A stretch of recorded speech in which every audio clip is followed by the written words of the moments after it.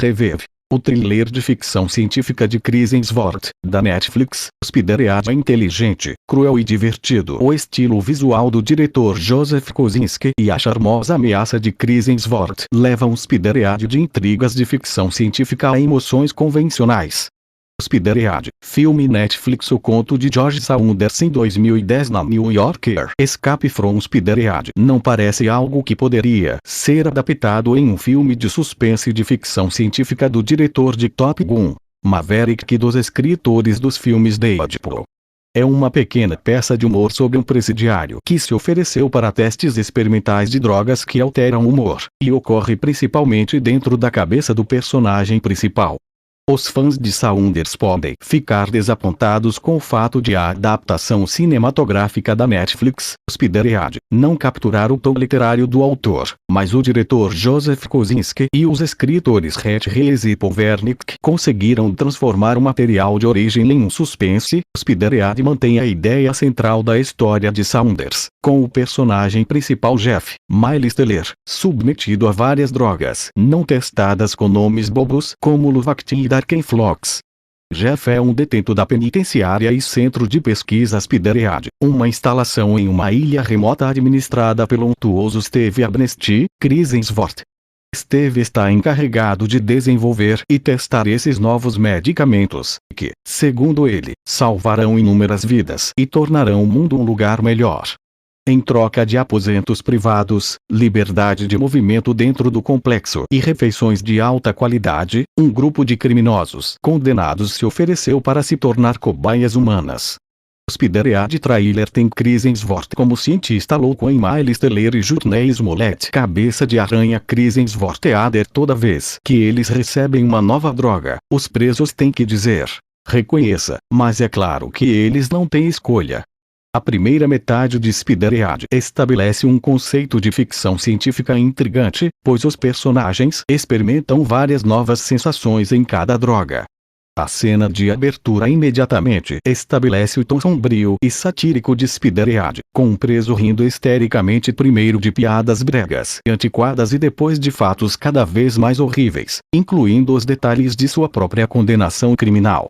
Há algo de sinistro na maneira como o bonito e bem vestido Steve sorri satisfeito com esses resultados inquietantes.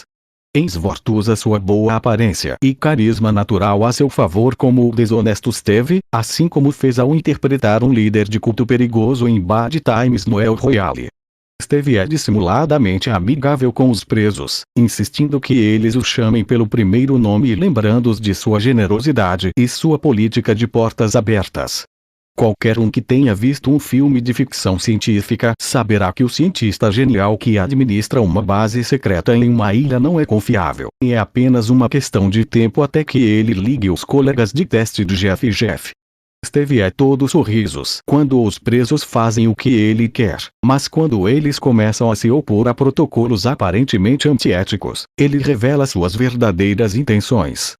Kosinski retorna às suas raízes como diretor de filmes de ficção científica visualmente impressionantes, Tron, Legacy and Oblivion, tornando as instalações do Spider-Man em uma combinação de futurista elegante e institucionalmente feio, o tipo de lugar que poderia facilmente ser a sede de um supervilão.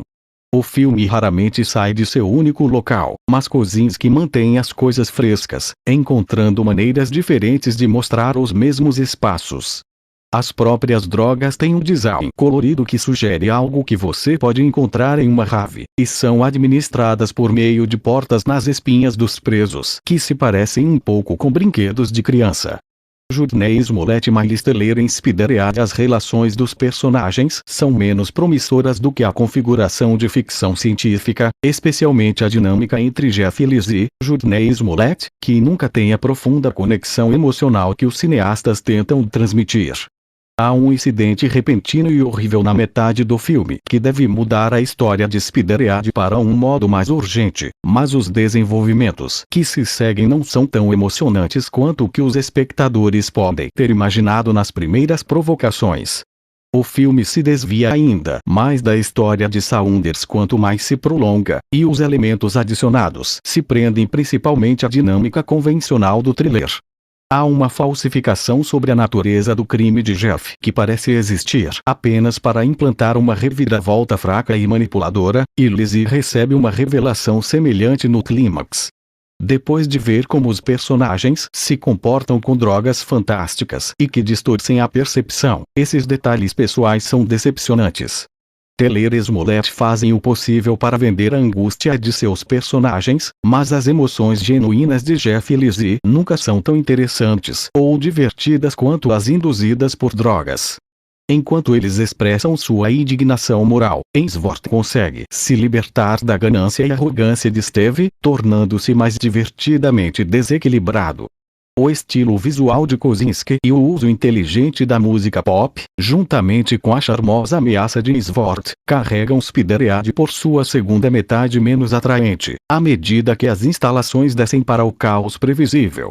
Como os filmes de ficção científica anteriores de Kosinski, Spider-Head eventualmente se adapta mais à atmosfera do que ao enredo, mas essa atmosfera é imersiva e perversamente divertida, mesmo quando os personagens estão sendo cruelmente brincados. A história de Saunders termina com uma sensação de inevitabilidade mórbida e, embora a versão cinematográfica de Spider-Head siga uma rota mais amigável ao público, ela retém apenas o suficiente dessa vantagem para manter as coisas animadas.